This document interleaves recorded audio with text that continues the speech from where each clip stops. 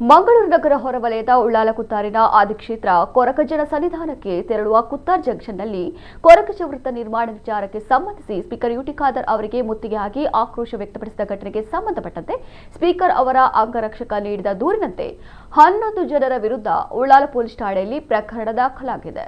ಕೆಲವು ದಿನಗಳ ಹಿಂದೆ ಯುಟಿ ಖಾದರ್ ಅವರು ಉಳ್ಳಾಲ ತಾಲೂಕಿಗೆ ತೆರಳಿದ್ರು. ಈ ವೇಳೆ ಕುತ್ತಾರ್ನಲ್ಲಿ ವೃತ್ತ ನಿರ್ಮಾಣ ವಿಚಾರ ಹಾಗೂ ಸ್ಥಳೀಯ ಸಮಸ್ಯೆಗಳ ಕುರಿತು ಅಸಮಾಧಾನಗೊಂಡಿದ್ದ ಜನರ ತಂಡ ಅವರ ವಾಹನವನ್ನು ತಡೆದು ವಾಗ್ವಾದ ನಡೆಸಿದರು.